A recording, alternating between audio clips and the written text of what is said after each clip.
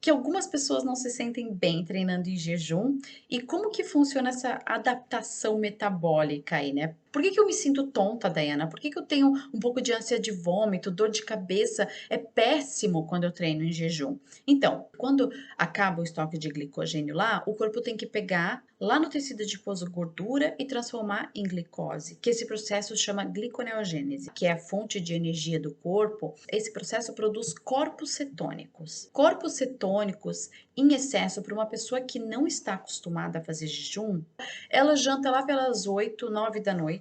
7 da manhã ela já come, então ela mal ficou 10 horas, o corpo dela ficou sem comer, às vezes menos, tá sempre com estoque de glicogênio, certo? Então, quando você está se exercitando em jejum, quando ele tem que fazer isso, ele demora e aí você se sente mal. Você tem aquela sensação de hipoglicemia, porque demora um pouquinho para o corpo virar essa chavinha. Para uma pessoa que já está metabolicamente adaptada, isso é feito rápido. Esses corpos cetônicos, que são derivados da metabolização de gordura como fonte de energia. Esses corpos cetônicos também, para uma pessoa que não está acostumada a fazer jejum, a princípio o corpo dela não entende direito a presença desses componentes dentro do corpo. Eles causam dão a sensação, né, de fraqueza, enjoo, dor de cabeça, porque existe um excesso aí desses corpos cetônicos, a pessoa nunca faz jejum e ela começa a fazer e o corpo dela estranha a presença desses componentes aí dentro do corpo. Então é natural ter esses sintomas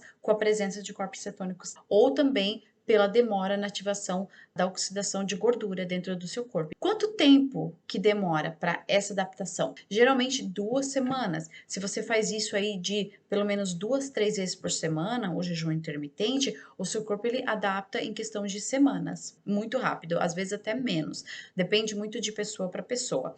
Depende da sua refeição antes do jejum, refeição de quebra do jejum, extremamente importante. E dentro do programa 12 minutos, New Self 12 minutos, eu falo sobre isso também. Refeição pré-jejum, pós-jejum, muito importante, para que esse jejum aí funcione e para que você não tenha esses sintomas de forma tão exacerbada.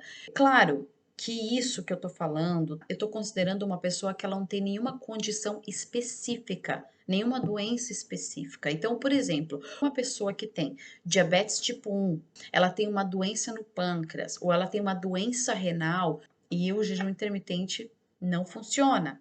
Não deve ser feito muitas vezes. Tem um órgão dela aí que não consegue metabolizar direito.